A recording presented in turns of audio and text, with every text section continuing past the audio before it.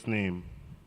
Our Father in heaven, we worship you, we thank you, and we appreciate you for how far you have brought us in this conference and AGA. And today we are in the day 3, celebrating the GIS Day. We are grateful to you in Jesus' name. We commit every activity that will take part in today into your hands. We ask for wisdom, for protection, for knowledge, for innovation. We ask that we may put these that we learned today into practice to glorify you and to have a positive impact on this country, Nigeria.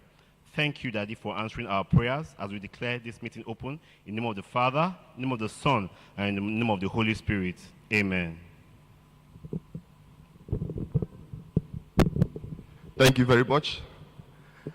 Please, before we continue, we'd like to recognize our very special and distinguished guests that are here and leaders of GEOSON. I want to first and foremost recognize the presence of the chairman of the board of trustees in our midst, our very dear Prof himself.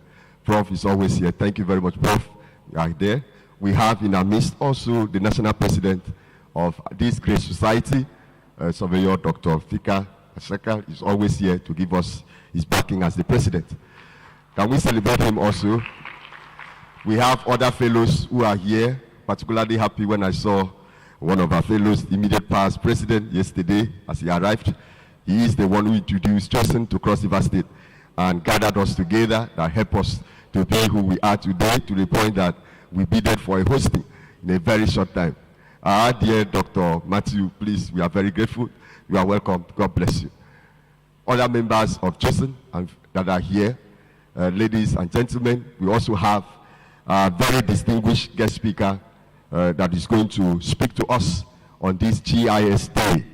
He is no other person than our own fellow who was installed on Monday, but took permission because of an international engagement at the FCT in the person of the Professor Francis Ebuta Bison, fellow of GEOSON, but here represented by another erudite scholar, my own, I will call her my direct boss now, even though I'm the head of the department.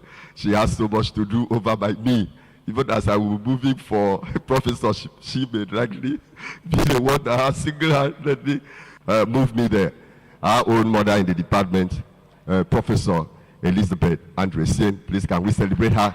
She is standing in for Professor Bison. So, welcome back. Can we give her another round of applause as she takes her seat?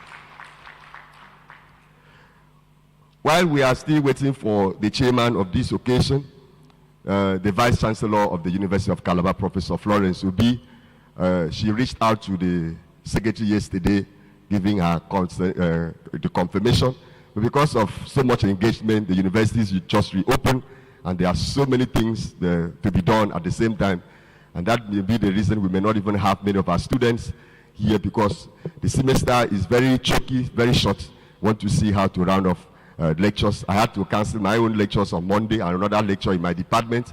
That was why you saw most of those students here. But we are still making arrangements for them to be here. Some are already here. So the Vice Chancellor might come here late. They are also planning for a Senate meeting for tomorrow. So all those things may be keeping her busy, but we are assured that she will be here. So without wasting much of our time, we want to invite our guest speaker for the GIS Day, ably represented by an erudite professor, Professor Elizabeth Andresen, to take the stage. Please, can we celebrate her as she comes?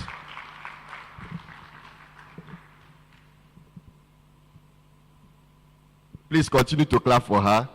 Okay, because students are not here. They clap for me so much on Monday to avoid carryover. Thank you very much, my HOD. I have to behave myself this morning because he's actually my boss. So I don't understand what he means by saying I'm his boss. He's the head of department. I'm under him. So thank you very much, my HOD. This has been a very exciting time for all of us. Good morning. Welcome to Calabar. One thing you need to know, I am not Professor Bison. I am only standing here to represent him. But before I do that, please kindly allow me stand on the existing protocol that we have in the house. And because time is fast spent, I may not be able to acknowledge every one of you here. So you're warmly welcome to Calabar. It is good to see you. Professor Besson has asked me to extend his best, and his warmest regards to each and every one of you, that he would have loved to be here in person. Unfortunately, due to unavoidable circumstances, he had to be out of town. As we speak, he is airborne, and I don't think any plane will be willing to drop him for him to come and give his lectures and go back to where he's going. And that is why he has asked me to kindly step in his behalf. He's also asked me to tell those of you coming from out of town that you must enjoy the hospitality that we have in Cross River State. Maybe you've had our fun, you've had a few of our, very warm, nice dishes. I just want to bring to your attention that if the LOC, they have not introduced you to ekpan kuko or white soup, you need to be responsible. Tell them, how can I come to Calabar and I have not tasted ekpan kuko, and you've not given me white soup and stuff like that? So I am giving you an assignment to go back to the LSE and tell them they owe you that. Thank you very much. Okay, this morning I will be talking on geospatial solutions for inclusive economic growth. It is a lecture delivered here at the GEOSON 2022 annual conference, and I will try as much as possible not to take too much of your time, because I know you have quite a lot of things to do. This lecture will be delivered in 6 major parts, and I'll run through each of the parts for you. The first part will have to do with understanding geospatial technology. The second will be understanding inclusive economic growth, and particularly highlighting the characteristics, the priorities, and approaches that can bring about an inclusive economic growth. Then we'll look at the geospatial technology and inclusive economic growth, as well as the challenges of GIS in promoting inclusive economic growth. We'll also look at the future of geospatial technology. And finally, we will examine GIS as a tool to inspire, innovate, and collaborate. So I will start with the first part, which has to do with understanding geospatial technology. Geospatial technologies are technologies that explain the different kinds of advanced tools that add to the geographic mapping and analysis of the Earth and human activities in it. These technologies have been developing in several forms since the first or the earliest maps were drawn in the earliest of times. According to the American Association of Advancement Science, AAAS 2022, the development of geospatial technology can be traced to the 19th century, when the art of cartography and map making were upgraded with the inclusion of aerial photography, as early cameras were fitted on balloons and pigeons, and later on airplanes during the 20th century. The acceleration of science of photographic interpretation and map making became prominent in the Second World War and the Cold War due to the development of satellites and computers. And you agree with me today that there's nobody here who does not own a phone. Nobody, everybody has a phone. Some have 2, some have 3. And of course, you'll also agree with me that today we have our drones all around taking pictures of events. That is how far the world has advanced. Also, the development of satellites allowed images of the Earth, of the surface. Earth surface, can I be heard? And its activities to be hearing with certain, I think we're good now. With certain monitored limitations, effectively with minimal limitations compared with other forms of remote sensing. In addition, the development of computers that aid in storing storage and transferring data, as well as the creation of imagery, together with the development of associated digital software, maps, and data sets on socioeconomic and environmental phenomena, collectively created what is today known as GIS, or Geographic Information Systems. So what are we talking about when we begin to say GIS? GIS can assemble the range of geospatial data into a layered set of maps. Can we have the first figure, please? The first one. This is it. Okay. Into a layered set of maps, which are complex things. No, the first. That's figure 2, exactly. Thank you very much. Which allows complex themes to be analyzed and then communicated to wider audiences. So what we have here in our figure 1 is our GIS layering integration, which allows levels of what we have captured as data to be configured for a projective or for projecting. This layering is enabled by the fact that all such data include information on its precise location on the surface of the earth, hence the term geospatial or geospatial. So what we do technically is to deal with coordinates. We try to locate precise places on the surface of the earth. And that is why we have countries that can sit and at the touch of a button will send someone to another country. We have governments who at the touch of a button can monitor things going on around the world. And of course, in your own little spaces, you're not left out. At the touch of your computer screen, you can Zoom. You can talk to your friends. You can call people all around the world. That is how sophisticated the technological revolution has taken us as a level of sophistication. So what we have here in the first figure that is shown is the GIS layering integration. Currently, there are several kinds of geographic technologies potentially applicable to inclusive economic growth and human development. These include remote sensing.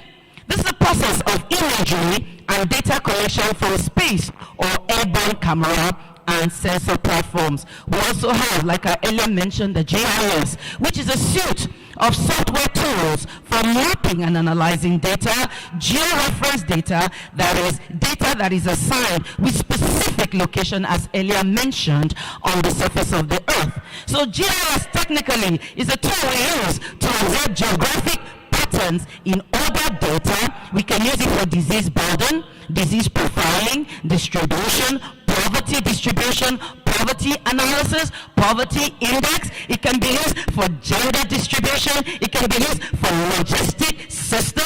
We have actually, a couple of years ago, we finished the work for UNICEF that actually portrayed, the distribution of school mapping in Nigeria. And I can tell you categorically that UNICEF is still using the data we got from a number of states in Nigeria. It also enables you, just in case while you are in secondary school, to learn geography, to have a profile of issues or presentation that can enable you to identify with the realities of issues on ground. So we begin to look at global positioning systems, or what we call GPS. This is a network of the U.S. Department of Defense satellites that can provide precise coordinate locations to civilian and military users with proper receiving equipment. Others include the internet mapping technologies, software programs like Google Earth, and web features like Microsoft Virtual Earth are changing the way geospatial data is viewed and shared. I tell you, if you go to many countries of the world today, when we look at the second slide we have, which is the geospatial technology, this is what you have here, and we begin to see the positioning, the spatial analytics, Earth observation, and the level where we have the 3D scanning. This is all very relevant to the world we find ourselves. Part 2 of our lecture today, we'll be looking at understanding inclusive economic growth. Inclusive economic growth implies the distribution of opportunities fairly across society. According to Sarah and Valerie 2011, they describe inclusive economic growth as growth that improves living standards for a large segment of a population. This then means promoting inclusive growth cautions against inequitable growth potential for negative political effects. According to the definition of inclusive growth, there are clear connections between the macroeconomic and the microeconomic factors that affect an economy's growth. The microeconomic dimension emphasizes the significance of structural change for economic competition and diversification, while the macro dimension refers to the changes in economic aggregates like the nation's gross domestic product or GDP, total factor productivity, and aggregate factor income. What are the characteristics of an inclusive economic? I'll look at a few of them. According to Biller and Preston 2015, they have identified 5 characteristics of inclusive economic growth. These include participation, equity, growth, stability, and sustainability. I will run through each of them. Participation. An inclusive economy must be people-centered, and thus it should involve the full participation of people in economic life and the future. Through an inclusive economy, people have access to decide and to participate in various levels of decision making. We talk about equity. Equity in an inclusive economy simply means the availability of growth and the success of more people. So for us to have equity, we want to see more people succeed. An inclusive economy involves the participation of all segments of society, regardless of economic status, disadvantaged groups, vulnerability, race, and ethnicity. We can begin to look at growth as a component of inclusive economic growth. An economy is increasingly producing enough goods and services to enable broad gains in well-being and greater opportunity. So good work and work opportunities must be an integral part of an inclusive economy, whereby income, people can have access to jobs, they can have income, especially for the poor people. So we can begin to ask ourselves, based on the number of graduates we turn out everywhere who run the streets looking for jobs, what are the jobs opportunities that exist for such persons? So if we have a significant level of people having access to jobs, then we can begin to applaud ourselves as a people that we have attained some level of inclusivity. If on the contrary we do not have them, then that means there is more work to be done, because we have to ensure that those communities, people who are marginalized, who are disadvantaged, can also have opportunities to also better themselves. Then we talk about stability. Stability in inclusive growth simply means that individuals, communities, businesses, and governments can be confident of the future and anticipate the result of economic decisions. So whatever innovations we are making and putting forward today must be such that future generations can also come and be part of it. It doesn't add up if whatever innovations we're presenting will just be for these generations, and subsequent generations cannot come and enhance the values of what we have today. Then we begin to look at sustainability as a factor. Economic and social wealth must be sustained through time and through generations, thus maintaining intergenerational well-being for all, not just a few, but all classes of the society. So economic and social wealth is the social wealth of the entire set of assets that contribute to human well-being, including, I'll mention each of them, human-produced assets, the things we manufacture, the finance we have, our human capital. It makes no sense if we have our young brilliant minds running out, or like we like to say, jackpotting out of the country. We need them here to build our country. If they go out there and they add to the overall development of other countries, then it is our loss. So we have a responsibility responsibility to ensure that the human capital we provide the kind of conducive environment that will enable them stay right here in this country, Nigeria. For one thing, it is the only country here on earth, and so we have a responsibility to keep it not just for ourselves, but also for our children and our children's children. That is very essential. And then we have our national capital. It doesn't make sense if a few people consume all of what is for us. It's like having a national cake, and it is only available to a few people. If you're eating all of it, what happens to other people who also need to have something? Hey, you never know. The son of a rich man may get married to the daughter of a poor man. These things we have no control over. So equity, growth, stability, and sustainability must be taken into consideration. In the case of natural capital, human use must preserve or restore nature's ability to produce the ecosystem of goods and services that contribute to human well-being. So we look at the priorities and the approaches to an inclusive economic growth. According to the United Nations Sustainable Development Goal 4, SDG 2022, there are 4 priorities of inclusive economic growth. And these include 1, to develop opportunities for good and decent jobs and secure livelihood for every citizen. 2, to continuously add value and raise productivity at all levels of social development through skills development, capacity building, and supportive policies towards micro, small, and medium enterprises. 3, to establish a stable environment that enables businesses to flourish.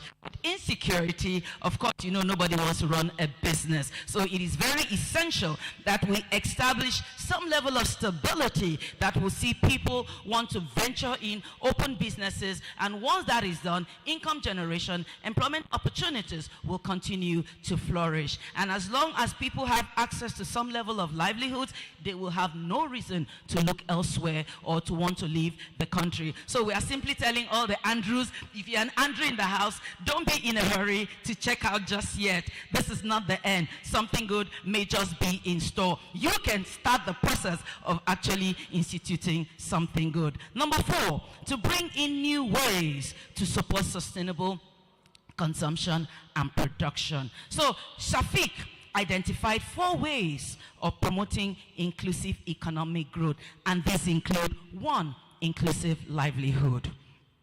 An inclusive economy can be achieved through societal infrastructural development for developing inclusive labor markets. Number 2, inclusive wealth.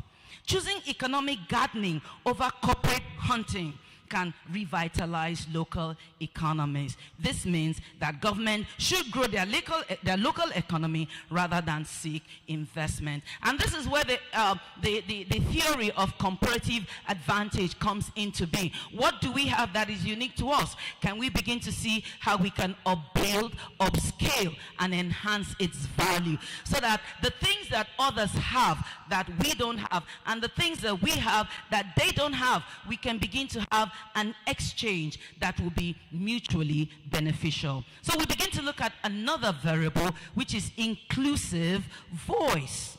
Inclusive voice simply has to do with the promotion of collaboration between institutions and citizens to put people at the heart of an economy. That means when people are talking, we need to take a moment and listen to what they are trying to say, because sometimes if you're up there, you may not understand, but people at the bottom, because they are feeling something and they voice out what they are feeling, it may just be that is the heart, that is the issue that must be addressed. So we begin to look at inclusive futures, which is performing a long-term view of an economy to maintain its viability for generations to come. Part 3 of the lecture: geospatial technology and inclusive economic growth. Geospatial technology can be conceptualized as a tool for understanding the distribution of spatial phenomena to answer the questions of what and where. On the other hand, The concept of inclusive economic growth entails economic development for every citizen, regardless of socioeconomic condition. The question becomes, how can inclusive economic growth be achieved through the application of geospatial technologies? I'm sure it's something that you would like to know.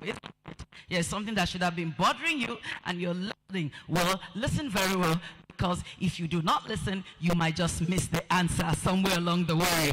So we begin to look at several studies that have attempted to identify options for achieving inclusive growth through the effect of policies that foster collaboration between institutions, organizations, and departments. However, other dimensions like the use of technologies, particularly geospatial technologies, that can assist in achieving inclusive economic growth must also be given due consideration.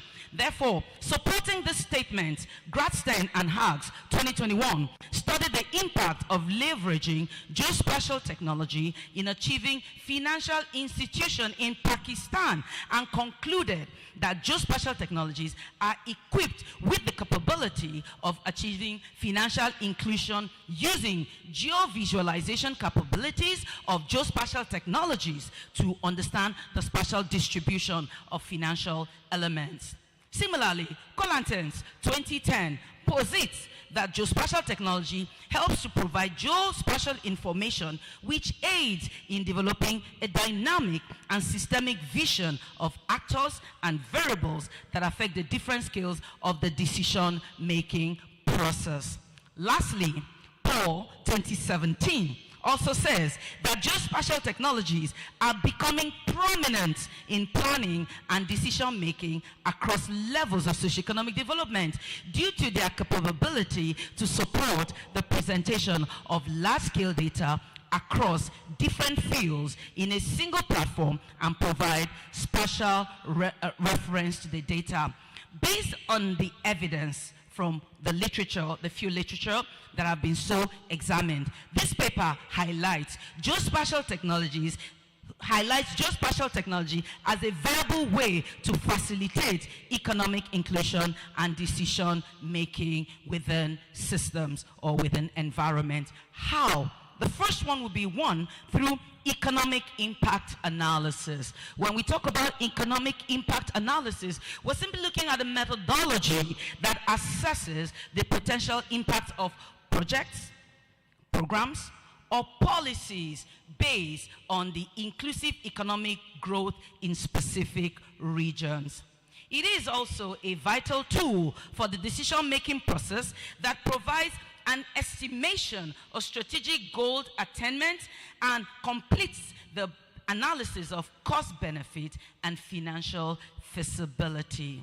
Organizations adopt an economic impact analysis to ascertain the direct and indirect impact of businesses within a market or an economy, and that gives you a gap analysis, because when you know where your gaps are, you can now know how to monitor or how to get back to the drawing board so that you can possibly make adjustments or modifications. And also, it also provides ways wherein people can bring about changes both in public policy and investments that affect the local, the state, or the national economy. According to EIN 2018, economic developers require efficient tools that help them record and store information and disseminate results during economic impact analysis to make better decisions regarding various economic issues. So geospatial technologies through GIS can provide such tools. GIS can be used to map economic and spatial phenomena like land use, infrastructure, people distribution, the use of resources.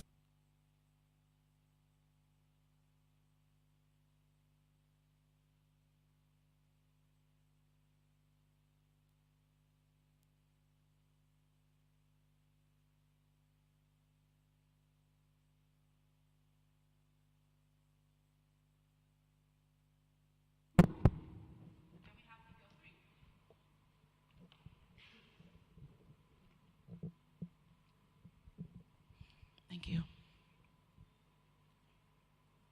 For instance, figure 3 displays the map of local economies. That is figure 2. Dr. Obefuna, can I have figure 3? Okay, thank you very much. Yeah. It displays the map of total economic activities in monetary terms and the level of economic activities respectively produced using geoprocessing tools, attribute field mapping in the GIS platform through transferring attribute fields. Can I have figure 4 as well? Yeah, we can see the resources for economic development. Even to the layman, figure 4 please. Okay, figure 3. Okay, let's go with this. Even to the layman, looking at this map, it is very easy to determine where the needs may be, particularly when we talk about resource distribution. Can we have the next one, D? Yeah, this one is the land use and land use cover map of Nigeria. So if we are beginning to see how we can begin to make meaningful progress towards the NDC or the nationally determined contributions that other countries have made, then we do know that from this map, we do know where the activities are really heavy. We know where we still have some natural vegetation. As a matter of fact, if you look closely, you'll see Cross River State comfortably seated, looking very lush, green. Why is this so? This is because we still have about 20% of our forest intact. And so the world has actually identified Cross River State as one of the biodiversity hotspots we have in the world with many endemic resources. But that is not the point of concern. The point of concern is that even as we have a good part of Cross River State still intact, there is a lot of deforestation going on. So if we do not make contingency plans in place now to begin to address what is going on, I'm afraid to say in the next couple of years, if we have to replicate this map, you and I may not like what we are seeing. And that is why GIS is a universal tool. It is not just for environmentalists or geographers or policy makers. It is a tool that enables every specialist, every professional to have an overview of the situation at hand. And that is why as a people, we cannot afford to overemphasize the significance of geospatial data in our national development. So it is good that you came out and you're part of this, but guess what? You still have quite some work to do, because when you go back home, you need to tell more colleagues and more professionals that it is not just something for a select few, but it is a tool that every one of us should have, and we should understand how to use it. And that is where we are as a people. So that is a take-home message, that everybody must begin to align to understanding how to make use, how to interpret geospatial data. So we begin to see from each of the maps we have highlighted the location of different resources enabling economic activities. We can see how these resources influence the level of economic activities and also impact on land use and land cover change. The land use and land cover maps were produced using remote sensing and GIS, where satellite images were classified and trained. So when we talk about what we're talking about and we attempt to make a boast in geospatial data, this is because the ground survey or ground truthing enabled the collection of reference data for training the images and then putting it together in a visual profile that can be easily understood. This map can be important at every level, and can be, and not just can be, but is extremely important in every level of economic planning and development. This is because, as Lee et al. 2020 observed, efficient land use mapping can help increase property values and create economic development. So we've seen all of these maps, and I mean, even if you were to look at it critically and you don't have any knowledge of geography, I am very certain you will be able to give some level of analysis. You will be able to make some projections just by looking at it. That is how significant this has become to us. Furthermore, during economic planning, GIS helps economic policy development to understand the spatial dynamics of an economic problem, which can help in designing policies that specifically tackle the problem where it is at its highest peak. For instance, a survey between 2018 and 19 adopted the capability of GIS to visualize the spatial distribution in poverty in Nigeria, as seen in figure 4. Can we have figure 4, please? Yeah. We see here, the map was produced using attribute field mapping in a GIS environment. The map can aid in precision economic planning and the distribution of resources according to need. So we see where the high points are. We see where the higher, there's more economic empowerment. If you begin to look at the legend can advise us. So if we're beginning to look at how to create opportunities for job, then we know exactly how we are where our focus should be. So GIS demonstrates distribution of environmental problems. 4B, please. 4B. Yes, so we see these are diverse environmental problems and location. And with a proper legend, you don't need anybody to tell you where the problems are. We can see where we have landslides, where we have water pollution, where air pollution is at its highest peak. All of these can be pointed out, can be identified using point data collected with our GPS. The points were mapped particularly for this using overlay analysis in GIS operations. Overlay analysis integrates spatial data with attribute data. Modeling and forecasting the occurrence of such problems can be carried out, as we see in 4C. 4C, please. Yes, so we see where we have that. The interpretation algorithms in GIS was then used for further analysis utilizing moderate resolution imaging spectroradiometer, which is MODIS or OMDIS. Terra satellite data acquired through remote sensing technique. Interpolation predicts values for cells in a raster form, a limited number of sample data form. So GIS is like the new magic the world is using to produce more magic for the world to see.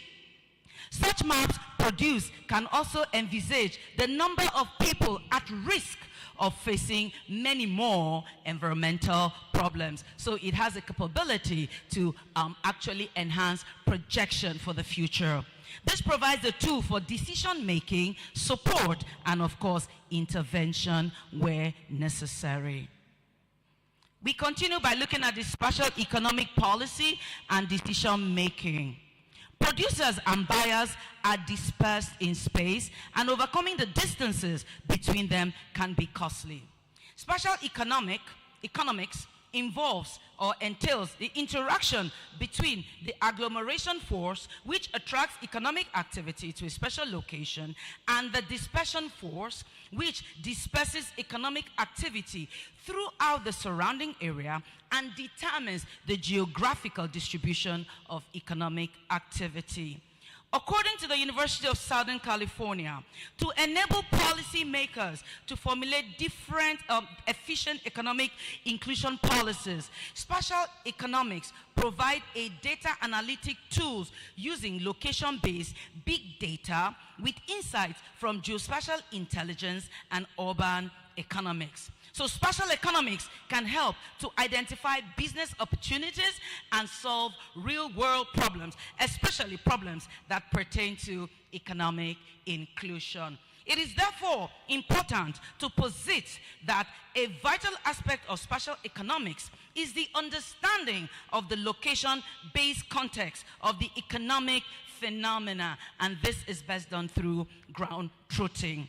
In this capacity, geospatial technology like GIS can provide the much needed tool to enable spatial economics to understand the location context of the economic data at hand. So GIS is used to design spatial models as well as algorithms for that kind of, any kind of decision or support system. For instance, Adeboye et al. 2012 analyze GIS map to, they analyze the financial institutions using GIS mapping in Oka. So they were able to identify customers. You know, they were able to relate customers with the nearest banking services to them, and particularly as it refers to ATMs too, as well as help banks that offer the kind of products that they are looking for. From the GIS, they were able to plan new locations for siting other branches. So we see all of this, the map of banks and the ATMs in Oka, and they were able to use all of that. So in another example, a CBN report showed that in 2008, about 53% of adults were excluded from financial services. To better fine-tune a report such as this, a map showing the spatial distribution of the adults who lack access to financial services will be pertinent for strategic policy making. A good description of geospatial technology capability in understanding the distribution of lack is presented as you can see above. This represents a map showing global access to financial services. From the map, it can be seen that Nigeria, China, India, the Solomon Archipelagos, Argentina, etc. are amongst 100 million adults and over who lack access to any kind of banking service or account. Thus, global policy makers can efficiently formulate economic policies that promote financial inclusion in the affected regions like China, Russia, India, and so on. So with respect to Nigeria, we begin to see that regardless of the fact that in our urban centers, many people still have access, they have access. In our rural areas, we still have issues with network. I remember a field trip we took some couple of months ago, and when we got to the community, they said there was a particular mountain you had to climb to get network. And when you get up that mountain, it wasn't just going to be that easy for you. You had to look for a particular tree. And there you are, even in 2022, you're turning your phone, and just when one bar drops and you just want to stay there to make a call, it goes off. And then you keep turning and turning. Right here in Nigeria, we couldn't believe that, oh, even in 2022, we still have places where you're still turning, trying to look for network. I thought that was something we did about 10, 15 years ago. Well, while you sit there and you're appreciative of the fact that you have network, remember that there are some people who are still struggling with getting network. Yeah, so we begin to see all of this. GIS can be used to identify observations by both characteristics and location, and then to perform simple statistical operations, to map economic data with a spatial component to generate additional spatial data as input to statistical analysis. So it is a valid diagnostic and prescriptive tool to generate policy-relevant information on the complex and multidimensional aspect of spatial inequalities. For example, in the distribution of personal income, as we see in figure 7A, persons with the least income class concentrate in the north with an annual income of below 60 cents. It's that bad, 60 cents, below $1 and below. And also, unemployment is concentrated in more parts of the northwest, most part of the northwest, northeast, and the southwest, as we see in 7B.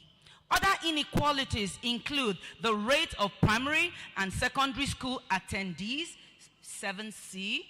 Can we go to 7C? The distribution of health facilities, 7D. And the distribution of the electricity grid, 7E. Figures 7A to 7C were produced using attribute field mapping, which integrates attribute data collected on income, unemployment, and education, particularly with emphasis on attendance, with spatial data in the GIS platform with shapefiles of the state.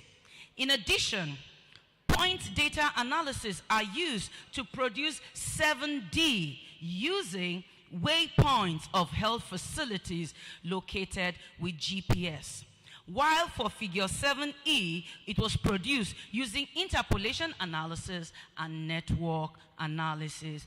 Thus, GIS can be used to integrate geographic intelligence into the planning process, as well as help reduce the disparities that we find in the distribution of infrastructures.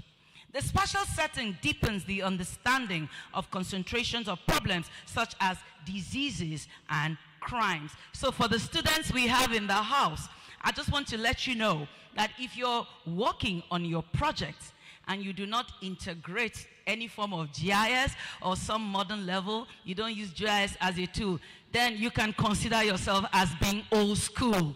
Yes, so in 2022, you must be able to play with some level of GIS, some tools, so that you can mesmerize your, external examiners when they come. It's not just to copy, but to be acquainted with what you are. Remember, some of us are getting old-fashioned. So you have a responsibility to begin to teach us what is current. And as long as you're able, to provide evidence of what you're doing, I do not see any external examiner who will not be amazed if you are able to provide something really good. And you can even tell them something that they can take back to their university. So as you do that, do not forget to tell them that this you got out of this conference, and maybe they can think of registering for the next conference in 2023. So when we talk about GIS, we're looking about the important roles of GIS, not just in the immediate environment, but local, regional, national, and international systems, particularly as it affects the improvement of efforts and the delivering of sustainable development goals. So we move on right now, that I don't take much of your time. We will move on and we begin to look at the next aspect, which is to promote equitable social economic policy. According to TAVA 2022, social economics is a social science and a branch of economics, according to TAVA 2022, social economics is a social science and also a branch of economics that is concerned with the interaction between the relationships that exist between social behavior and economics. Social economics is also referred to as socio-economics. Social economics is primarily focused on the interplay between social processes and economic activity within a society. Social economics may attempt to explain how a particular social group or socioeconomic class behaves within a society, including their actions as consumers. One of the major problems economic planners experience in planning is tackling the growing rate of socioeconomic inequalities. To combat this problem, however, many researchers have turned to geospatial technology to understand the spatial context of socioeconomic inequalities. An example is figure 9. Figure 9, which shows a map of teen literacy inequalities between southern and northern Nigeria. From the map, the literacy rate between women and men is almost equal in the south. However, in the north, there is a striking gap in literacy between men and women. Of course, this is largely attributed to some underlying cultural context issues, and as well as some religious concerns. So GIS provides a means to understand the spatial distribution of literacy, which can help in efficient policy distribution as it affects the equality of opportunities. So I move on to the fourth part of this lecture. Remember, I said there are 6 parts to this lecture.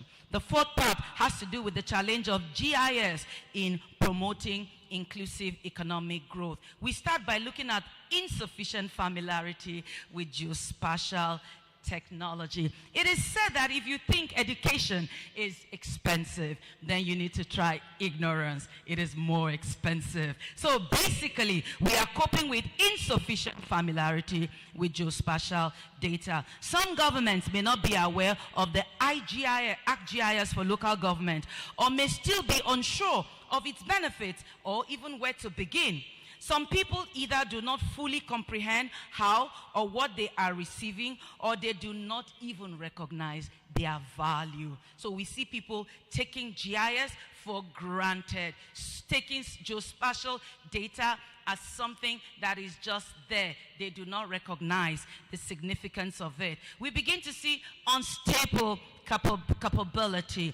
Governments, we see particularly many GIS departments with overloaded capacities, are frequently understaffed for several reasons, such that they struggle to innovate while keeping up with the daily process and worry that involve other departments. Of course, they also deal with, exaggerated workloads, overlapping responsibilities. It may be difficult for them to stay current with technologies with technology visions, releases. It may be difficult for them to stay updated with, strategies that are coming up in the global stream, and to quickly adapt to changing demands from the corporate world. We begin to look at issues with budget problems. We can begin to also look at the fact that many people do not even understand the value of why investments in GIS, in geospatial data collection must be actually given its due place. And when these issues, take center stage, then we begin to see how we downplay, the relevance of geospatial innovation, particularly in a country as ours. So we begin to look at the fifth part, which is the future of geospatial technology. Is there a future? Is there a way forward? I can tell you absolutely that even though it is difficult to imagine a sphere that does not use geospatial technologies, the finding prospects are even more promising. It assists in making weighted decisions and allows even more accurate analysis. The technologies find new implementations, and related research goes further.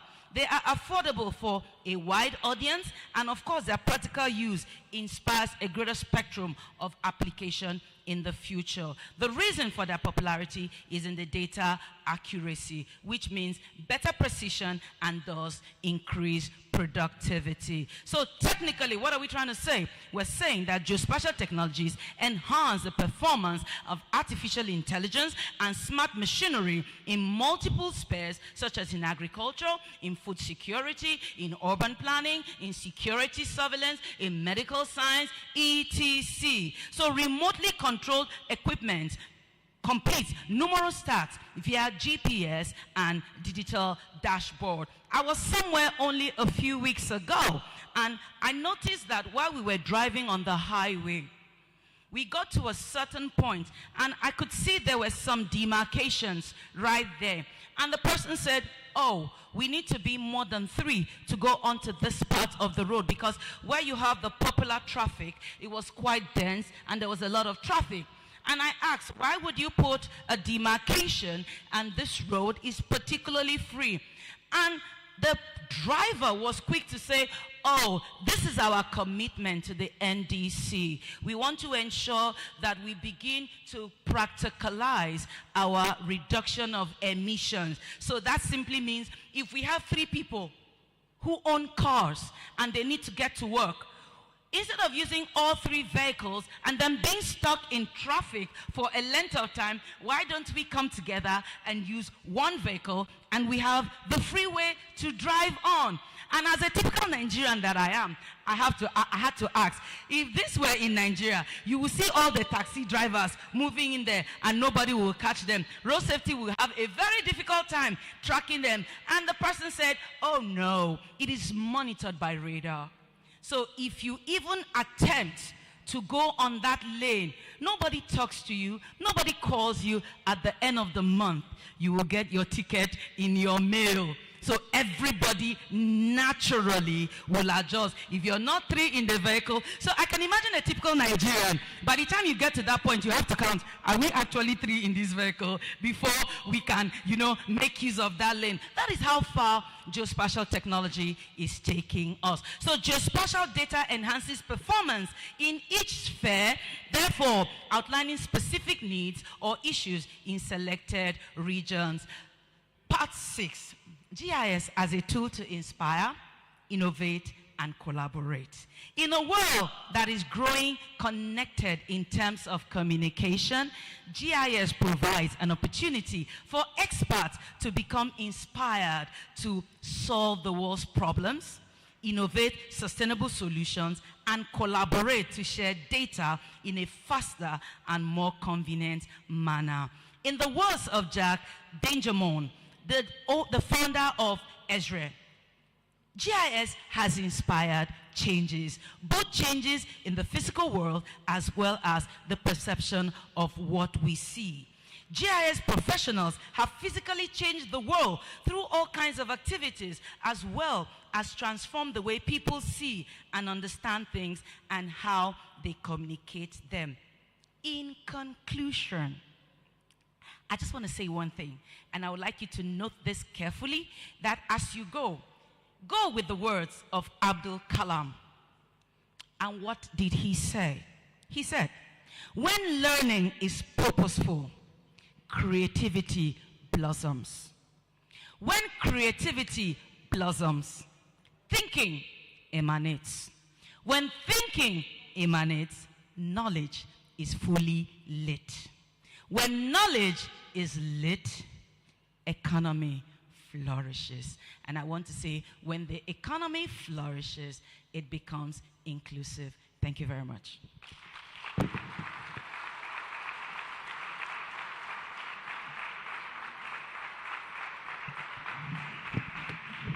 Can we give a loud applause to this presenter, a wonderful speaker of our time? Thank you so much for that wonderful representation. We are excited. We are so happy for your presentation. Thank you, Prof. Thank you, Prof. Thank you, Prof. Thank you, Prof. Thank you very much. Please, ladies and gentlemen, you may be seated. You will agree with me that that was a very wonderful presentation, very apt for the 2022 GIS Day. Can we give her another round of applause? Thank you very much. While the guest speaker was speaking, the Vice Chancellor of the University of Calabar, Professor Florence Banku Obi, the first female Vice Chancellor of the university, came in through a representative, being represented here by the Deputy Vice Chancellor Administration, Bishop Professor Michael Okom. Can we welcome the Vice Chancellor? You are welcome, sir. Also, immediately after that, the Dean of the Faculty of Environmental Sciences in the University of Calabar, which anchors most of the geospatial information dissemination departments, where you have geography and environmental science, surveying and geoinformatics. You have environmental resource management, urban and regional planning, estate management and valuation, and architecture came in. There's no other person. This one is my boss, Professor A.O. Achake. Anum O. Achake. You are welcome, sir. Thank you very much. Before we give room for discussion or by way of questions and answers, I want to invite the National President to make welcome remarks. Can we celebrate our national president, Surveyor Dr. Fitka Bashaka? Can you celebrate your national president? He's the national president of our society.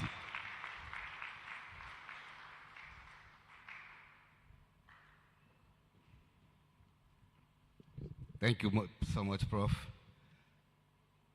Today is not a day for too much talk, but I just want to say GIS Day is a special day, and it's a day that is being celebrated all over the world. On that note, I want to sincerely appreciate the guest speaker, Professor Francis, represented by the erudite professor, that has just given us a very beautiful paper.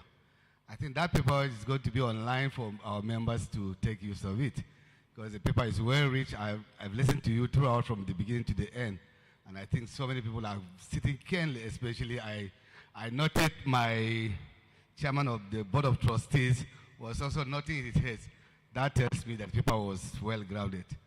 I also want to sincerely thank the chairman of today's occasion for making it possible to be here with due schedule and tight schedule. But sir, we are happy that you are here today to celebrate with us. You are very much welcome. And all other invited guests to this important GIS Day today, we are happy that you are here this morning. On that note, I will quickly invite the chairman of the occasion, represented by Bishop Professor, to kindly give us a remark. Thank you, sir.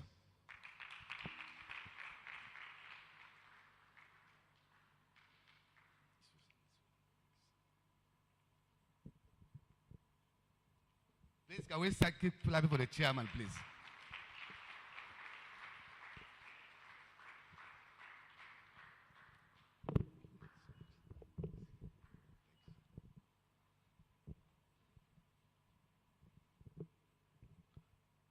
My nickname in the university is Professor Praise the Lord. So I would like to say praise the Lord. And we appreciate God for the grace that He has given to all of us to be here. I have a firm belief that if God doesn't want you to get up in the morning, there's no way you're going to be able to work that out on your own. That's why I always like to remember that. It's all by grace. So I want to appreciate the organizers of this program for inviting the Vice-Chancellor of our university, Professor Florence Banku Obi, that you all know is the 11th Vice-Chancellor and the first female Vice-Chancellor of that university. She is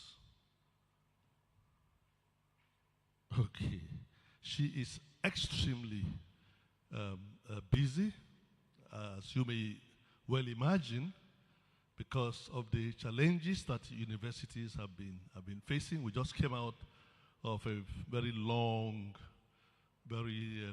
drawn-out, compulsory cessation of academic activities. And we have quite a lot on our plate. We have two sets of students that we have to manage, who wrote JAMB during the period of the forced break.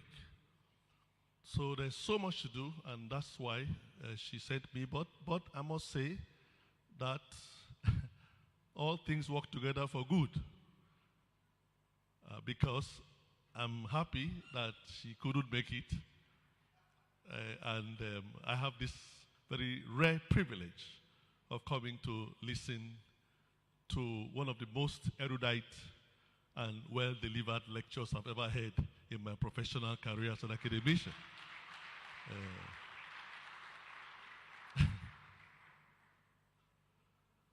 Thank you, Madam, for that. I think I've asked you to complete something for me. Yeah, when learning is purposeful, creativity blossoms. When creativity blossoms, thinking emanates. And when that happens, I think knowledge is lit or something. I hope you've written it out for me. That's my big take home. Let's appreciate this lecturer. I wonder how you will be when you become a professor. So, and it's a big opportunity for me to listen to this because I've never heard any lecture on this topic before. And when I saw the sign, I was even thinking about what it's all about. Geospatial information services. I know geography, spatial means space. So are they talking about, how to identify locations of people and so on? But I just didn't know anything about it. But I can say that for now, something like 10% of my ignorance of this subject has been eradicated. And I am going to do more study on this.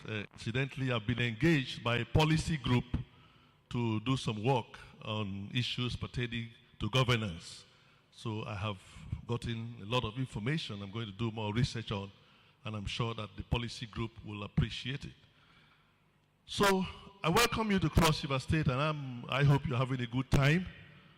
I don't know what my duties as chairman are supposed to be, but I must say that the lectures here are such that can improve anybody's repertoire of academic knowledge.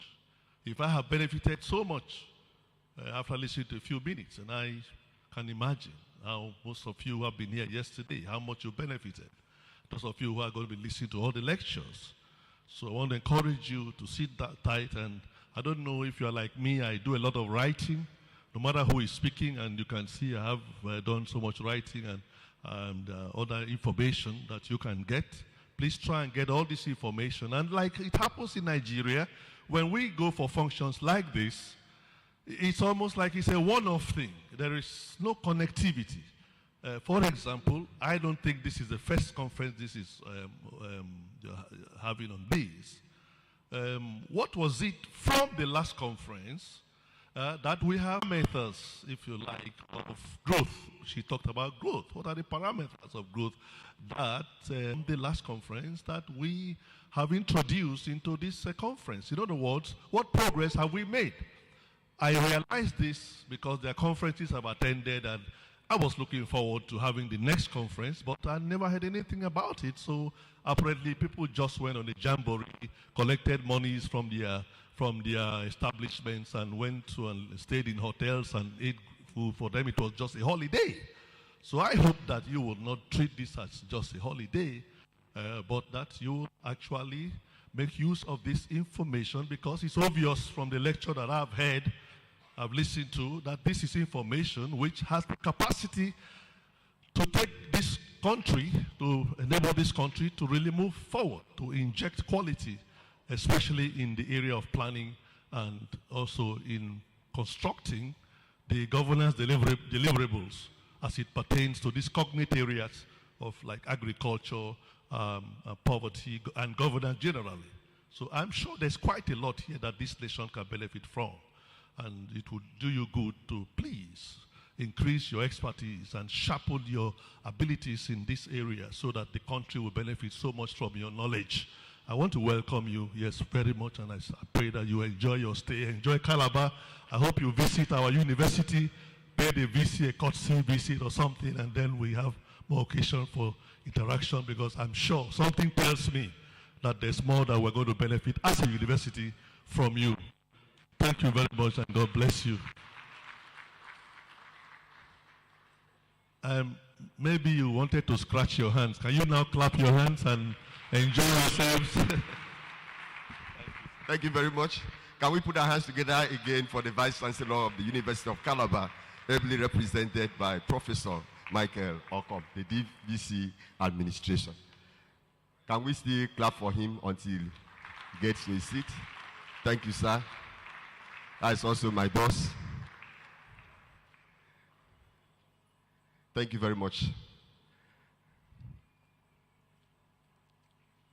This is the gathering of geoinformation experts in a society that is named the Geoinformation Society of Nigeria.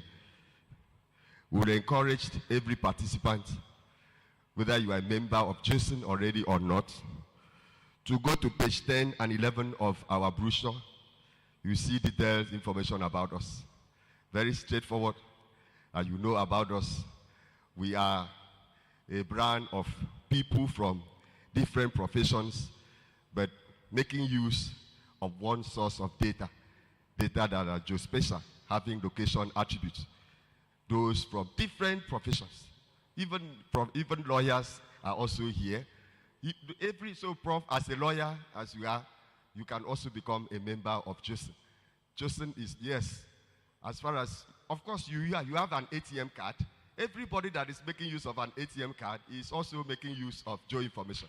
By going to put it there, already is Geoinformation. You see that the reply you get back will show you the ATM number, the location where you did the transaction. So already everybody generates Geoinformation. Everybody makes use of Geoinformation. In fact, for you to be able to locate Monty Suit from your house, you already have a Geoinformation knowledge in your head that you know the direction to this place is Geoinformation. So we are the people that are in charge of every kind of movement and location in the world. So if you miss your location, you can call us. We will guide you appropriately. Prof, you are welcome, and God bless you. Thank you very much.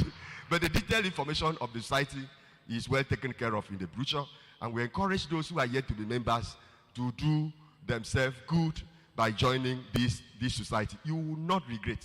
You will be the best. Somebody like me, I insist, no matter what my children want to study, that basically they must do geography in secondary school.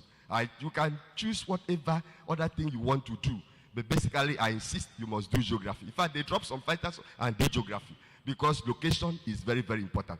Most of the problem we have in Nigeria is because it's locational problems. And National Population Commission, they are here. And the source, their data is the basic information that we need to drive the development of this country. And many times those data don't come the way they should come.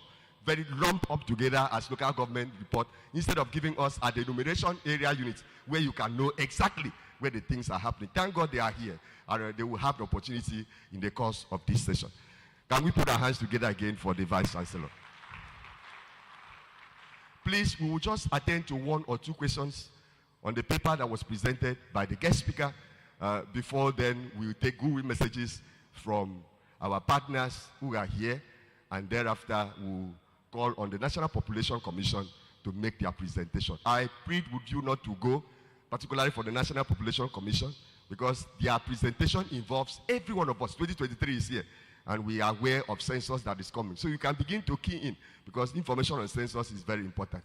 We have the first hand from one of our fathers in GEOSON, fathers in Geoinformation, father of Geoinformation practice in Cross River State. He has put up his hand. Let's celebrate, welcome Surveyor Akankpo as he gives his question. Please, where are the ushers? Ushers, please help me get the mic to our father. Ushers, please.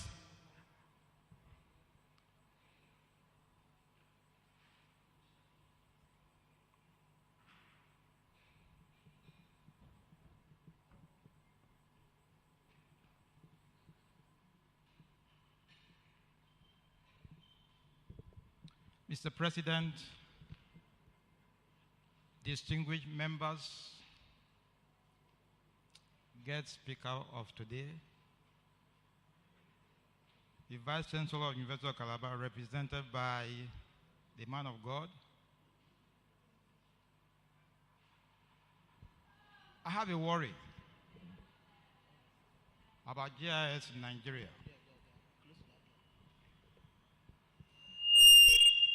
Geographic Information Society of Nigeria, I want to thank you for starting. But the truth about it is that we have not started anything yet. I'll give you an example. The last speaker talked about a highway, they call it VOH in the US.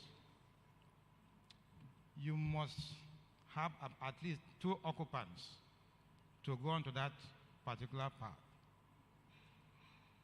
Now, if you go alone and your plate number is captured, you will get a penalty. They will send it to your house.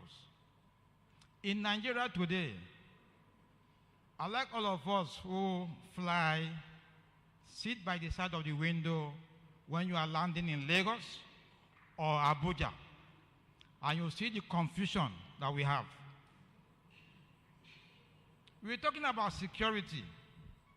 Until we know where people live, you cannot settle this security matter. Someone went abroad somewhere and wanted to get a phone, pay as you go. They gave him his Nigerian passport number as his phone number. Why was it done that way? So that they can monitor him.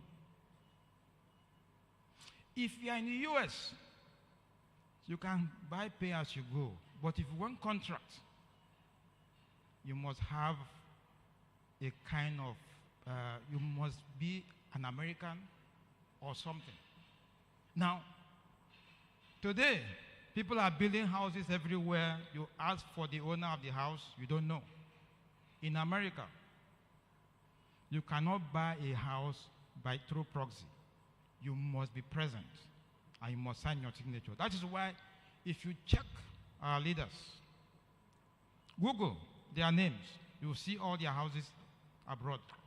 They are all there. I have an American number and I go to a laundry place. They ask me for the number. They will print out receipt and give me. It will show where I'm living.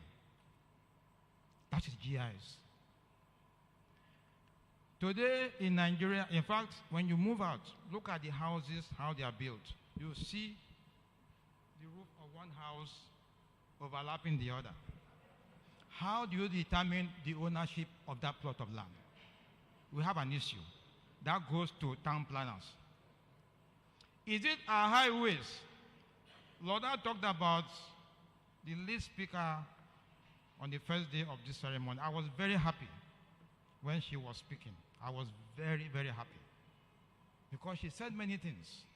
In the UK, there's a culvert, you measure the height. In Nigeria, we build roads.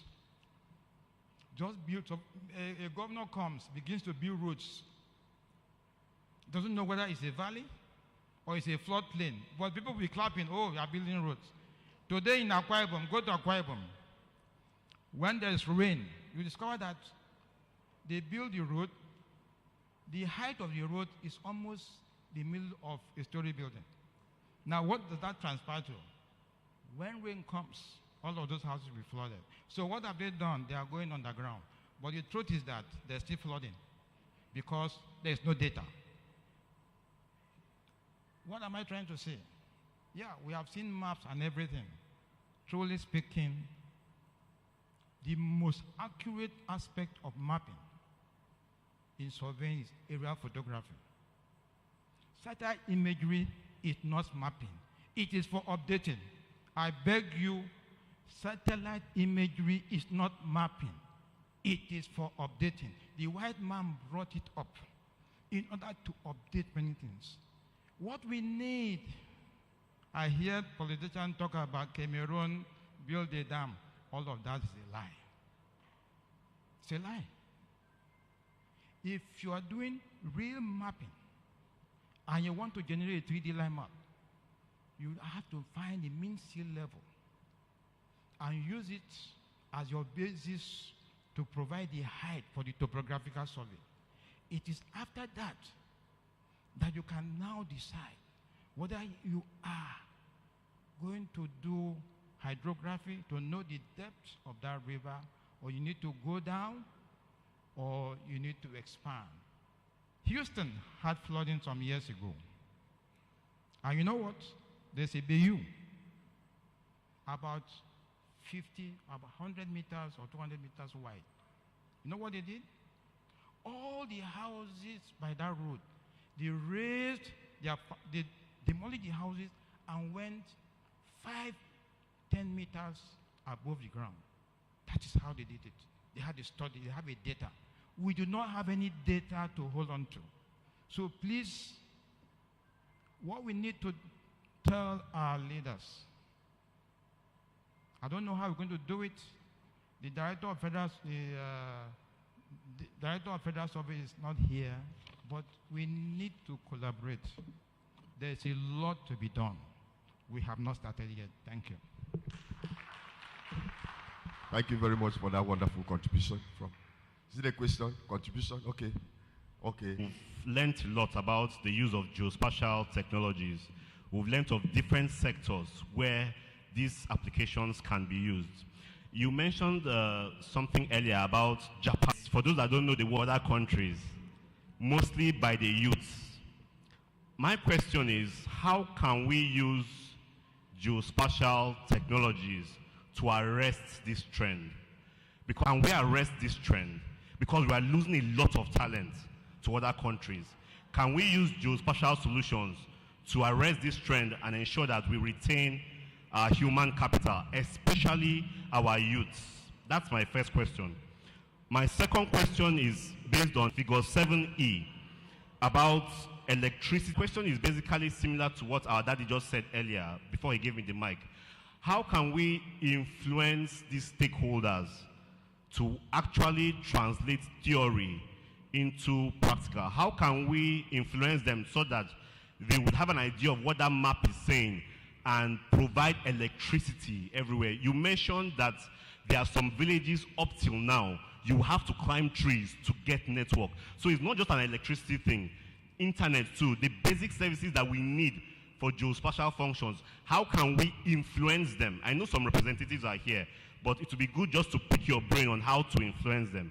Thank you very much. My first question is on JAPA. The second question is on electricity. Okay, thank you very much. Please take the mic to the immediate past president. He will make his contributions from there. Thank you very much, my chairman. I will like to stand by existing protocols because our Minister of Science and Technology told us that we should not stand on protocols, but we can stand by it. My president, I do not know whether you use geospatial technology to inform my chairman in Cross River to tweak my question, because my question was similar to the last speaker. However, when you sent something through geospatial applications to him, he said I shouldn't make my question, but more a response to some of the question.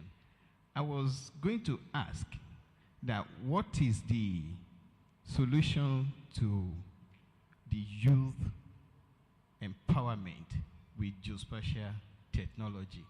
Then my brother raised the issue of JAPA, which the lead guest speaker actually alluded to. In this age, I'm very happy that we have university and research community here. How do we prepare our youth from the university, polytechnic, and colleges of education to be thinking as employer of labor rather than graduate looking for job? And no technology, no platform gives you better opportunity other than geospatial technology. I may bold to say that out of the 10 global billionaires, the top 10, 7 of them are actually product, or they derive their billions from our technology. If you go to Facebook, if you go to Amazon, if you go to Alibaba, if you go to Elon Musk, most of them made the money off our scientific and research endeavors. It is high time that we tinker with our curriculum to introduce business component into our academic pursuit, so that before some of our youth leave the university environment, some of them participate with hackathon. I'll tell you, the European platform,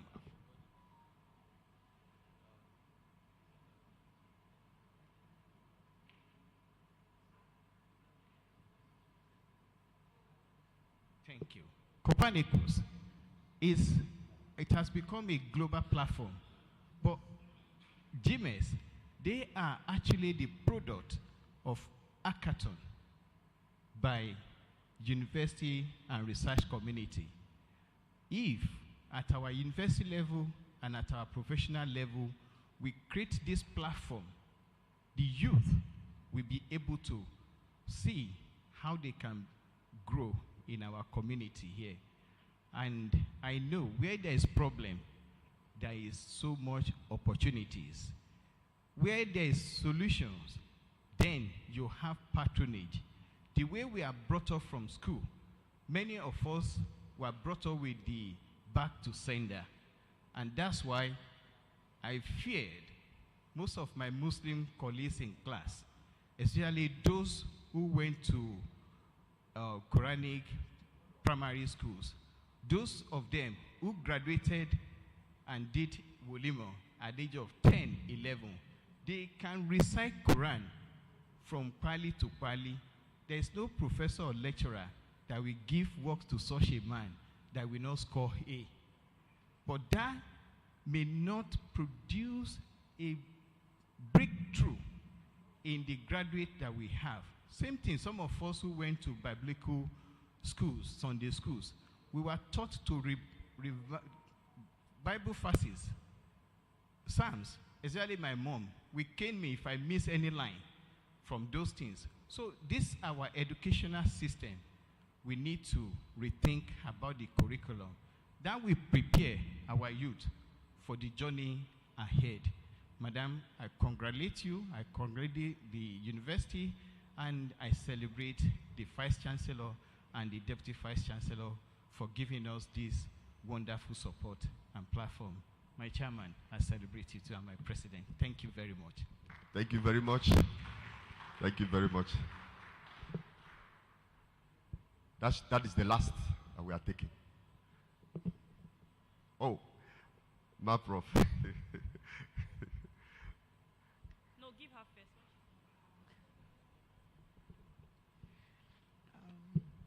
Thank you so much, the president, and I stand by the established protocol. I just want to call her to state that that was a wonderful presentation. I met it midway, but I still gained a lot from it. I just want to call our attention to a recent publication by the Presidential Committee for the Development of a Comprehensive Plan of Action for Preventing Flood Disaster in Nigeria. And that is called for submission of memoranda. And I want to read the terms of reference. The committee's terms of reference are: A, assess and review existing plans and policies on the management of flood disasters in Nigeria, identify and work with critical stakeholders in flood disaster management, identify and visit selected strategic flood affected and prone areas, carry out technical evaluation of the information obtained from the assessment, liaise and work with international organizations with expertise in flood management where necessary, and develop a comprehensive action plan for preventing flood disasters in Nigeria. And that is it. And this is to be submitted on the 24th of November, 2022. I just want to call attention of GEOSON to this, that the committee is calling all of us to be part of this action plan. And that should be, the memoranda should address the current gaps in flood disaster and prevention in Nigeria, innovative technologies, attitudinal change, infrastructure, and other measures to curb floods in Nigeria, and the way forward for flood disaster prevention. It's just sad that it's only when the disaster has happened that we start having a memorandum. I'm sure by next year we are still going to have another one. So, but I believe as a society, we should make our point known and then do something about this. Practical, like the Deputy Governor said yesterday, we have to be practical with it now. So please don't let us just waste the opportunity to showcase all the GIS experts, geoinformatics experts, and everyone in the house. Thank you. Thank you, my Prof. and our Rector. I would like to beg her that you can forward this to the Secretariat so that the Secretariat will take it immediately. Please give the mic to Dr. Tubo. Good morning, everyone, ladies and gentlemen, and good morning. I don't want to say doctor and then it's meant to be professor, so I'll just say madam, so I don't make a mistake in the address. Wonderful presentation. I just want to piggyback to the immediate past president about the support to young people and showcasing the work that they do. As an association, we try.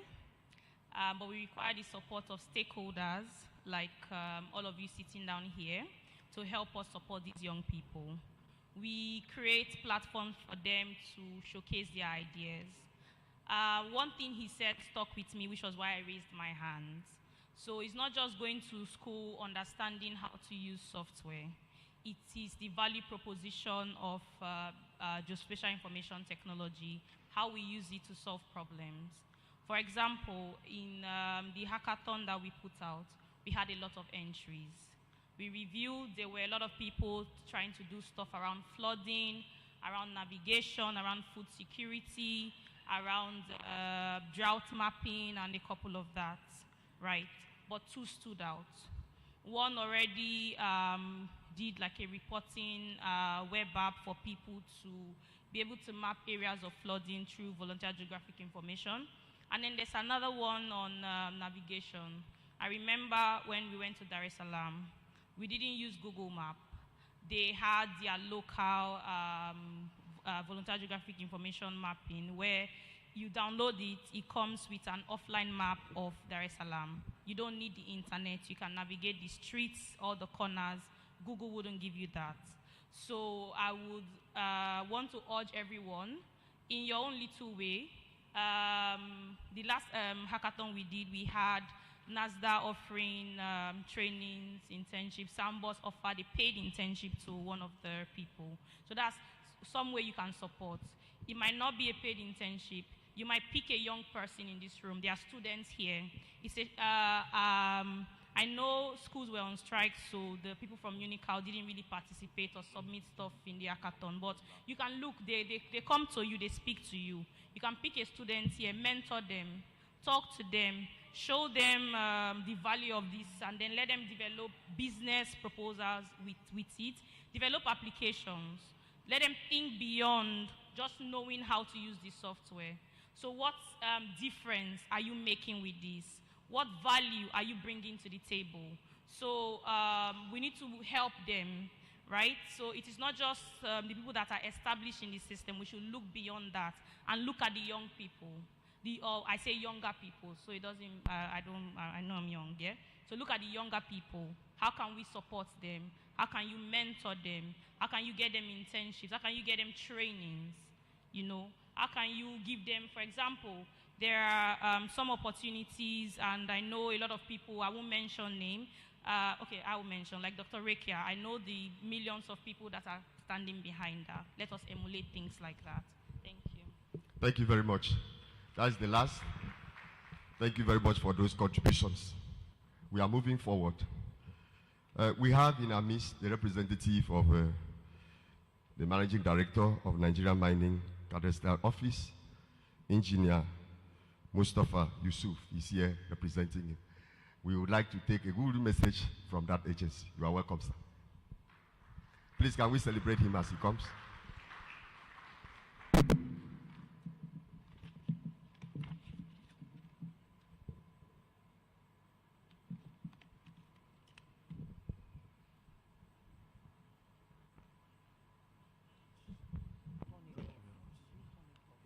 Good morning all, Mr. President, invited guests, dignitaries, everywhere here, ladies and gentlemen, everybody is important. Let me make a small correction. Ours is Nigerian Mining Cadastre, is the Director General. Mining Cadastre is responsible for issuing mining licenses and leases all over the country. GIS today is the key in mineral title administration. We have just launched a software called EMC Plus. In the past, we issue licenses overlap each other, but now it's no more. One of the key things is the communities. We issue license. First of all, I would like to let you know that we have demarcated Nigeria into cadastral box 640 by 560, which is 0.2 square kilometers, approximately 20 hectares. That is minimum of one cadastre. That is a pixel. You cannot apply less than one cadastre. We design a form for applicants. In that form, you have to provide geographical coordinates of that area that will terminate 15 seconds by 15 seconds. We input it into our system, and then we'll see exactly where the area is using the platform of GIS. That is one. Two, as I'm here today, attending this memorable occasion, I'm killing two birds with one stone. I'm the Chief Conflict Resolution Officer in Nigeria in terms of mineral administration. There is a local government here called Biase.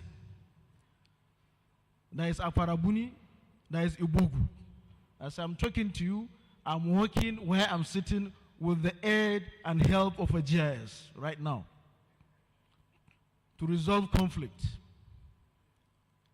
from this hole in Aparabuni and then Ibugu. You cannot apply and tell us that, okay, go and obtain consent letter from Ibugu. You will lie to us because we are in Abuja. You submit application in the past in Abuja. Unlike now, when we launch our software 1st of November, the Vice President was the one that unveiled the launching of the software 1st of November. That you can apply anywhere within the four corners of the world, as long as you have followed the required conditions, merited the conditions. We will see wherever you apply. You cannot lie to us and say, okay, I'm applying in Yako, or Akpet, Ikom, Ugeb. No. We'll see you by the use of our software. Another important thing that happened, we have corrected using the software, was there was a trauma, earth trauma in Abuja, in Papi. I'm happy that Nigerian Population Commission are updating their data and they are here. One of the key things that we will do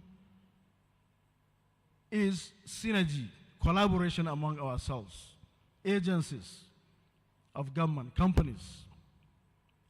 The use of a demographic data in administering mineral title administration, issuing licenses is very important. In Pape, there was Athromo. We all know, those who are in Abuja, that there are a lot of quarries operation in Pape. A fly rock can actually, an accidental fly rock can kill a passerby. A rock can fly within and get into a residential quarters and maybe kill an innocent person.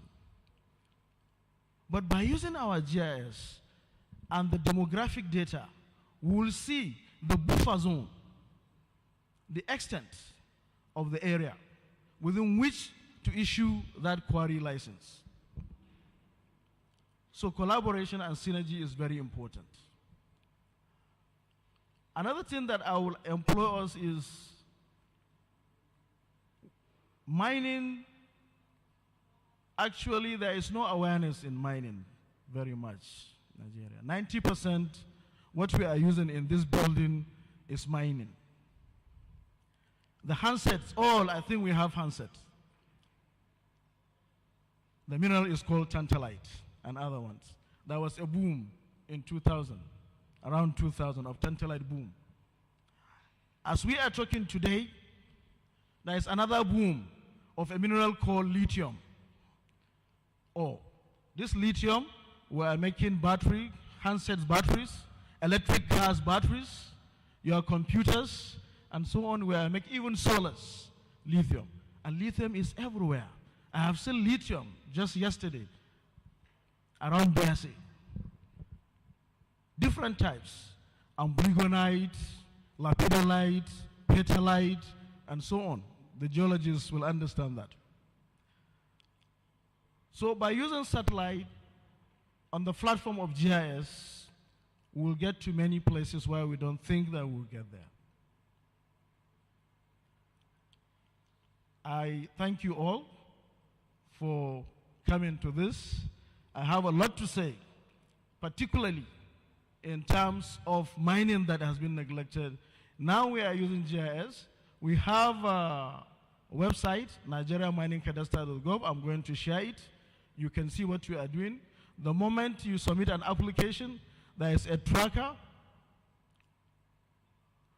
At the time you submit the application, to the end, that is to the logical conclusion of having your license, you will see the tracking system where your application is. And if there is an amendment of the geographical coordinates, you will see it. We have integrated the geological survey data as a geospatial data in the mining cadastre. Aeromagnetic data has been improved. Dr. Rekia is here. We are integrating this data so that even the public can use it, particularly the students, the academia. We used to receive quarterly reports from the companies, annual reports. Those reports, we keep them to be used by the academia. We share them. So please, mining cadastre is not a new thing. Even though we have, I think, 5 types of cadastre. We have the mining cadastre, we have the human cadastre, which is the Nigerian Population Commission are using. The end result is a demographic data. And we have the land administration, that is the land cadastre. And then we have marine cadastre. The academians are here. I'm not one. I'm just trying to enter a line that is not mine. I'm only an administrator. I thank you very much. Please, if you have any question or if you have anything to ask, we have nigeriaminingcadastre.gov.org. Thank you very much, all. Thank you very much, sir, the representative of the managing director. We are blessed by that goodwill message. We are moving straight to industrial presentations. For now, we have 2. We will be inviting the National Population Commission to make their presentation. On that note, I want to invite Opaleke Damilade Samuel to come and present his team and then what they have to show. Can we put our hands together for him as he comes?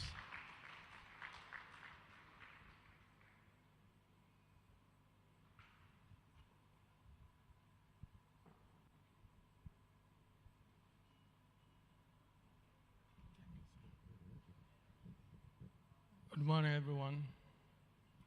I want to stand on the existing protocol and congratulate the society for this well-organized conference. We in the National Population Commission, we are part of you, and at any point in time, we are always ready to give our support. As you know, National Population Commission is the agency saddled with the responsibility of conducting censuses and surveys. And the prerequisite to conduct census or surveys is to have units of enumeration. The department saddled with that responsibility is the cartography department. And we have embarked on this journey from 2014 up to now. We have gone to all the nooks and crannies of the country. We have demarcated the country into enumeration units. We have a team from Abuja. I am the team lead. Opaleke Demilade Sama is my name. We have Mrs. Umfon Wachuku, also a deputy director from Abuja. We have Aisha Gazama, also from Abuja. We have Mrs. Adam Mike Eze. Then we have Basi Okwa. He is from the state office in Calabar here. We want to thank you for the opportunity given to us to be part of this conference. We have our products that we have displayed at the back. You can visit our stand, but I want to invite Aisha Gazama to make a presentation so that it will give us more information about what we do, what we have done in terms of our readiness for the 2023 population and housing census. So let us welcome Aisha Gazama as she makes her presentation. Thank you very much.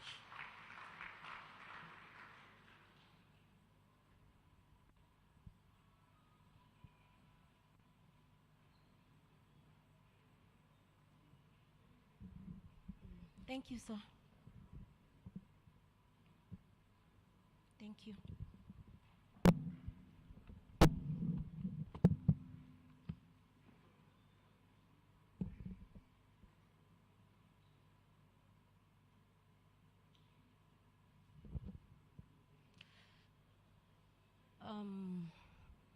May I request to observe the existing protocol because of time?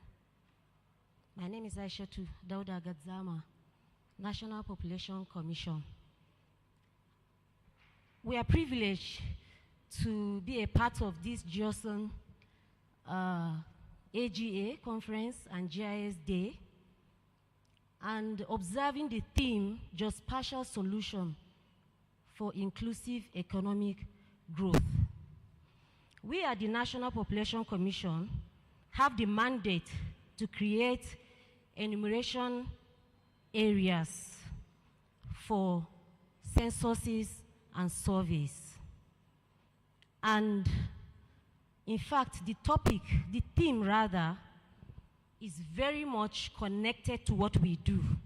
And that is why we want to display everything we do so that all the organizations that are here and beyond can come to us, and we come to them as well, and we will have the synergy that the representative from Mining Cadastre Office just talked about, because we have a lot of data that can be used for national planning. So I'm going to talk about NPC's application of GIS technology in enumeration area demarcation for 2023 population and housing census. Since day one of this conference, we've been discussing GIS, geospatial data. We want to show you and the world what we have done with GIS, because it is very important we understand how to key into this software to be able to solve the problems that we see, that we face every day as an organization, as a country, even as individuals. Because if we talk about the theory, geospatial data and other softwares, and we are not able to bring out how we can apply it into what we do in order to have end results that will be useful for national planning, I think everything we are talking about does not make sense. And that is why we decided to showcase what we have used GIS for. Next slide, please. Okay. Before I proceed, I would like to give us a brief history of census taking in Nigeria. The first census was in 1871, then 1886, 1896, through to 1921. The censuses of these years were restricted to Lagos Island and parts of Lagos mainland. The censuses of 1901, 1911, and 1921 covered a few more urban towns in the colony. Most of these censuses were actually population estimates. There's a difference between population estimate and the population itself. Because when you talk about estimate, you're just estimating the population. The first post-independence census in Nigeria was carried out in 1962. This was outrightly cancelled, and another conducted in 1963.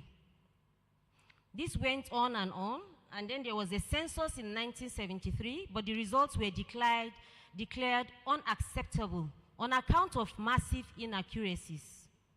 Then the 1991 census broke the myth of failed censuses in Nigeria. And the last census we had was 2006. It was expected that by 2016, Nigeria should have a census. But for reasons beyond our control, it did not happen 16 years down the line. Today, we are talking about 2023 census, which means we are going to hold census next year. Now, to do that, there are a series of events that must happen for a successful census to be carried out. One of which is the enumeration area demarcation. So I'll talk briefly about that so that we grasp the process. Census mapping, otherwise known as enumeration area demarcation, is the division of the country into manageable units of enumeration areas. These are very small units for census operation. I'm aware we have the academia here and so many experts. I would like to talk like a layman should understand. When we say we want to do census, it means we want to count people. And when we want to count people, looking at geographic space, you wonder where we start from, where you continue, and where you will end. Now, in order for us to have that census in an orderly manner and to ensure that there is no gap and there is no overlap, which means no person is counted twice or more and nobody is missing out, we have to carry out the enumeration area demarcation, which means the entire landmass of Nigeria is being divided into smaller units. And how we determine the EAs is we look at natural boundaries or man-made boundaries like roads, footpaths, rivers, and we append estimated population. This is because the reason for the EAs is administrative, as such that we will be able to know how many enumerators will be assigned to an EA during census. That is why we have to get the estimated population, because like you know, during census there are a lot of questions that will be asked about socio-economic activities, the housing information, and other things. The entire EAD exercise was planned, managed, and delivered by the Cartography Department of the National Population Commission. This is just the census mapping in Nigeria, the paradigm shift. We started, like I said earlier, in several years ago, and then it was not digital census. If you look on the left-hand side, 1973, that is a sketched map. It's not drawn to scale. Therefore, there's no precision, it's not georeferenced. By 1991, there was a little bit of improvement where we had the drawing board and we could sketch. Even at that, it's not digital. We progressed to 2006 where we had a combination of satellite imageries used in urban areas and sketched maps. You agree with me that isn't good enough for a country like Nigeria. Come 2022-23. Now, the enumeration area demarcation we did was purely digital, in the sense that we did not carry any paper map to the field. Yes, the earlier phases of the EAD, we had some paper maps, and then we had the PDAs that we asked questions, you know, but we have to now use the paper imagery. As time went on, we decided that no, not anymore, where we will do census and it's not acceptable for some reasons. And we decided to tap into the GIS software. So we decided to design an app, it's Bexcorp, for National Population Commission alone, which can actually be used for other organizations. It is called the EAD pad. So it is the tablet where we have it within it. So we did not carry hard copy maps to the field. The questionnaire for the EAD is embedded in the PDA, and the satellite imagery was also embedded in the PDA. So our demarcators went to field with just that tablet, and they collected information. And then it is streamed automatically for the GIS officers who were on field to collect this data. And this is because we wanted to avoid errors. So we made sure the entire process is digitalized.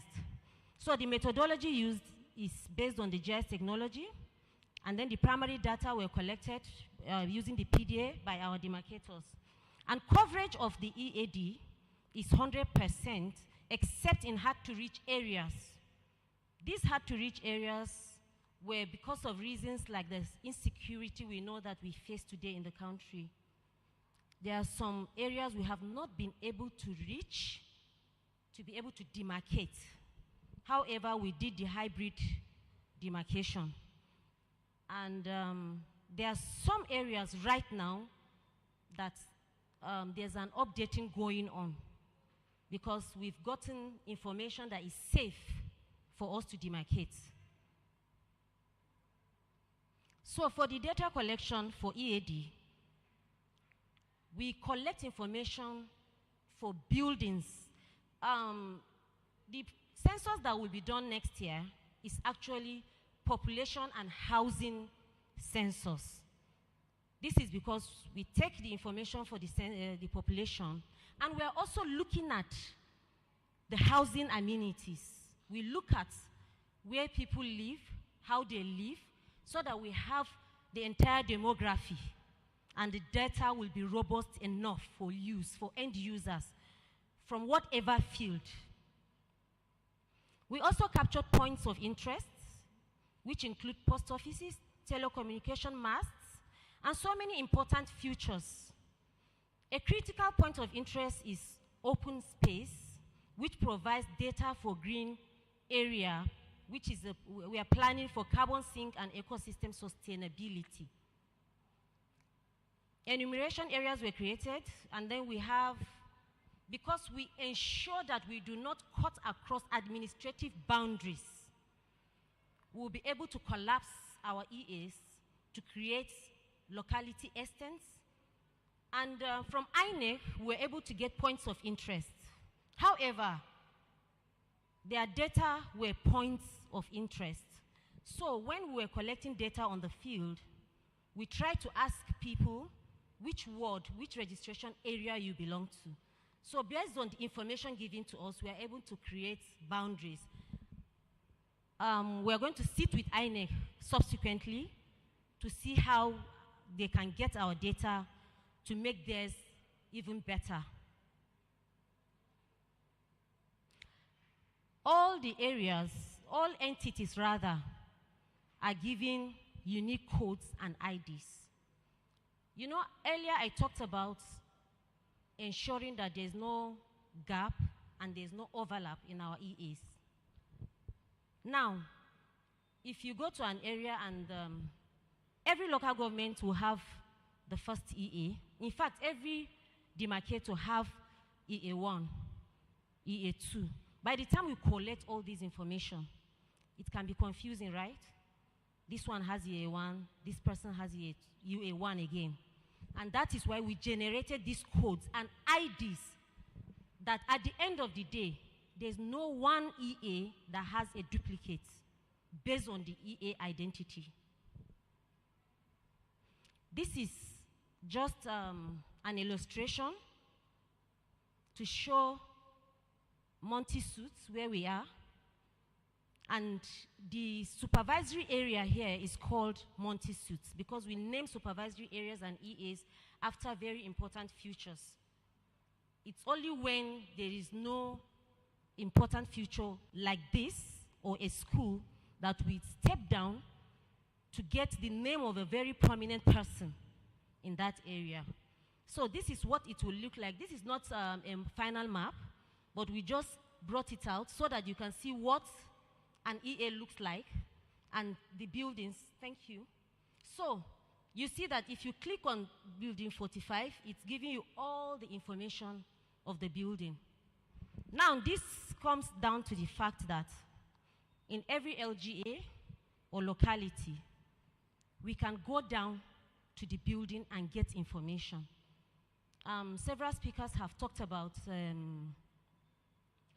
demography data. We can get that from, you can get that from our data, from our database. By the time we are done and census is over and our data is accepted, all that will be available. Green Census. MPC was drafted as a member of the National Council on Climate Change in 2017. This came during the historic period of the signing and ratification of the United Nations Convention on Climate Change in Paris by President Muhammadu Buhari, GCFR. A green census can be defined as the population and housing stock of a country to give information on geographic, demographic, social, and economic, including household and family characteristics in a way that provides data for environmental and climate insights on carbon footprint. It's very important that we key into issues of climate change. And because National Population Commission is always on its toes to ensure that we do the right thing and at the right time, a department called the Climate Change and Population Linkage has been formed, and they are in charge of this. Nigeria has just launched a Green Census initiative at COP27, Conference of Parties, which is holding, I think it will end likely on the 18th, which is in 2 days' time, I think. And our chairman and the director of that department and some other staff of the commission are in Cairo right now, attending this same conference. To reduce carbon footprints and earn carbon credits in the conduct of the National Population Census, it is a strategy to bridge gaps between population data and climate actions for climate change mitigation and adaptation. So this is the current enumeration area map of Nigeria. You can see some of the areas that are high risk. Yes, I'm proud to say I'm from Borno State, and this is my state. You know what we are going through, right? And some other states in the north. And that is why you see this area where the Abadam LGA is. We have not been able to demarcate. However, we are working with the security to ensure that we get security and access to demarcate these areas. So all these black colors you are seeing, the red is the state boundary, the states in Nigeria, that's the 36 states plus FCT, and that is the EA frame. And our EA frame is a national geographic and sustainable EA frame because it is purely digital, which means we can do updating as at when due. Map products for national planning. Derivables from year 2023 digital census mapping. These are the products we expect after the census mapping. EA maps, SA maps. Supervisory areas are a combination of minimum 3 EAs, maximum 6, for supervisors to be able to monitor what enumerators are doing during census. So that is an SA, that is the meaning of SA. Nigeria electoral maps, that is the registration areas. Like I said earlier, when we do we carve boundaries, we do not cut across administrative boundaries, which includes the registration area boundary. So we can collapse, or let me use the word dissolve our EAs at the end of the day to form the boundaries of the RAs, the ASAs. Also, we'll be able to show boundary dispute maps, because in the information we are taking, we have seen that some areas are in dispute with each other. So those areas have been polygonized and tagged appropriately. So if your organization needs to look at disputed areas, come to us. We rub minds, you get data, and you can collapse it and see where we have disputes in the country. We can give you intervention, relief, and planning maps. Now, the information we take in the buildings, we take information like the types of building, status, that is if the building is residential or non-residential or institutional. And in a case where it's institutional, we take the name of that institution, which means if we have any issues and we need to give intervention in any area, we can get the information about residential buildings within that either locality or local government or even the state, as the case may be. We have layers for road network, which have classes. Major roads, minor roads, footpaths have been classified. Postcode system for proper addressing system. We are in collaboration with NIPOST. Probably their staff are here, or some of you are aware. We are working together to see that we give Nigeria a proper addressing system. Electricity distribution and consumption, we can give this information. Mobile telecommunication coverage, we have data for all the masts in the country. Infrastructure proximity analysis, you can get data from us for health analysis. If you want to know how many health institutions you have in your locality, probably you want to give an intervention, we can give you that data. Or even schools, and even the types of schools. Transportation hotspot analysis. You want to move from point A to B, you are not too sure, we can give you data. Just like I said earlier, all the risk areas. When you know, you can decide if you will take flights or you go by road. Security and access planning from map of all boundary disputed areas. Security red zones, like you saw in the earlier map, and inaccessible areas, localities in the country, will at the end of the day give locality maps. In the sense that we have been given an international award